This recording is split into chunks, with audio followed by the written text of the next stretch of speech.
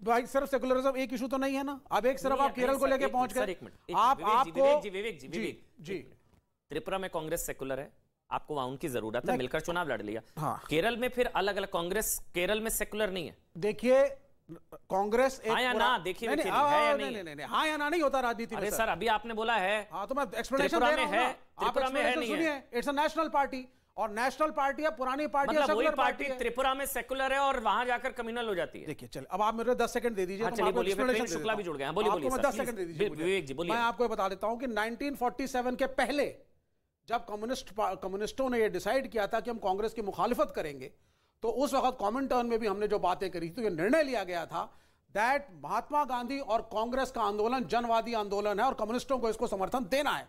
तो ये हम उसकी नीतियों पे विरोध करते हैं। कार्यकर्ता 1991 में हमने विरोध किया इनकी प्राइवेटाइजेशन की नीतियों का। शुक्ला जी एक मिनट, प्रेम शुक्ला, कांग्रेस और लेफ्ट मिलकर 15 सीटों के आसपास है और बीजेपी 34 प्लस 34 सीटें है। वो कह रहे हैं कि केरल में हम अलग अलग हैं, वहां वो उसका पता नहीं, लेकिन त्रिपुरा में कांग्रेस जो है वो सेकुलर है।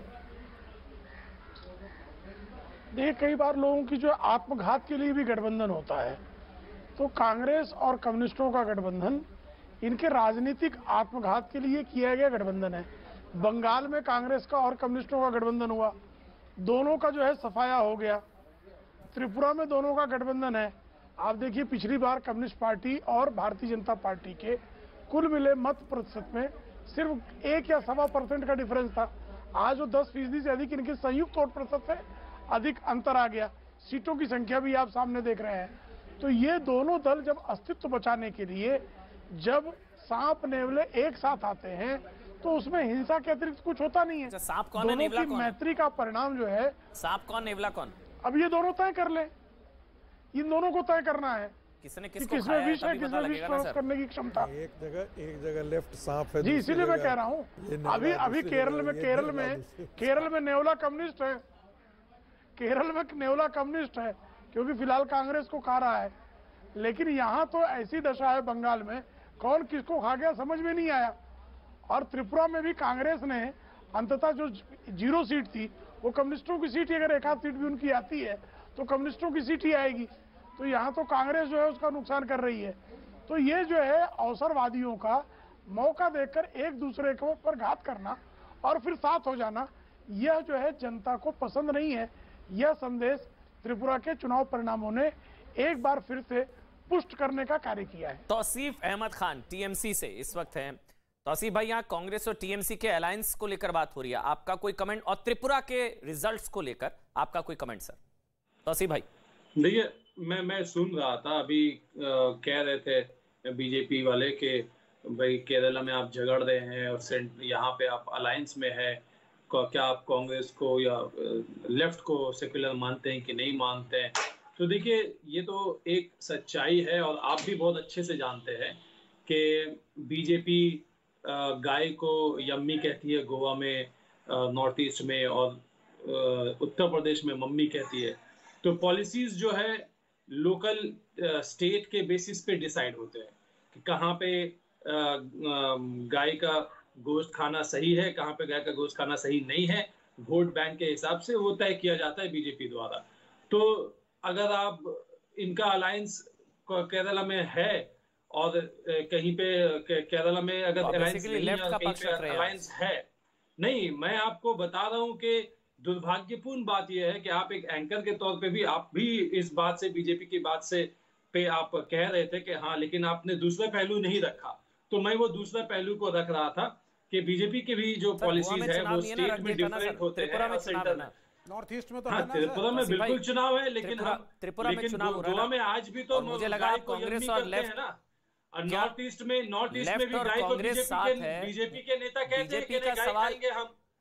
तौसीफ भाई, बीजेपी का सवाल लेफ्ट से था, पॉलिसी की बात है। आप कह रहे हैं कि 2000 बीजेपी का सवाल लेफ्ट से था, विवेक जी को बुरा नहीं लगा, आपको बुरा लगा। आप टीएमसी का पक्ष रख रहे हैं, लेफ्ट का पक्ष रख रहे हैं? नहीं, मुझे बुरा इस बात का लगा कि आप बीजेपी का पक्ष रख रहे हैं। मुझे लगा मैं तो सवाल पूछ रहा हूँ, मैं सवाल पूछ रहा हूँ भाई, वहां की जनता किसका पक्ष रख रही है वो देखिए ना तौसीफ। नहीं, वहां की जनता किसका पक्ष रखी है? 33 सीटों पर बीजेपी आ गया। क्या देखिए, ये तो सत्य है, राजनीतिक सत्य है कि अगर कहीं पे स्टेट में कोई किसी के साथ में अलायंस में नहीं है तो सेंटर में अलायंस कर सकता है। ये हमेशा से होते आया है, ये कोई नया बात नहीं है। जैसे कि आज इस तरीके से आज बहस हो रहा है चर्चा स्टूडियो में या आज के डिबेट में, जैसे कि कोई नई बात है। तो ठीक उसी तरीके से आज के डेट में दो तरह का पॉलिटिक्स चल रहा है। एक जो गांधीवादी है, एक जो सेक्युलर प्रिंसिपल्स को मानते हैं, जिसमें कांग्रेस है, तृणमूल है और बहुत सारे पार्टियां हैं, यूपीएस आती हैं, और एक जो लेफ्ट भी है, एक जो लेफ्ट भी सेक्युलर है। जी हाँ, लेफ्ट भी है, जी हाँ, लेफ्ट भी है।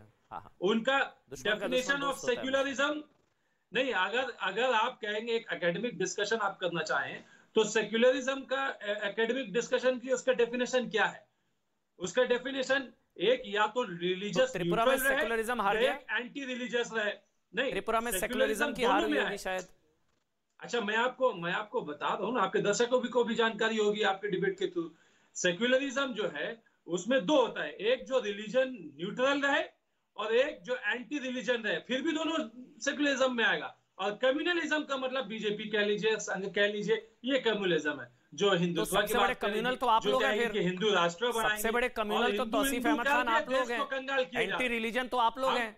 जय श्री राम से दिक्कत आप लोगों को होती है। नहीं, सबसे बड़े कम्युनल तो फिर आप लोग हैं, एंटी रिलीजन तो आप लोग हैं तौसीफ अहमद खान। जय श्री राम से प्रॉब्लम आप लोगों को होती है भाई।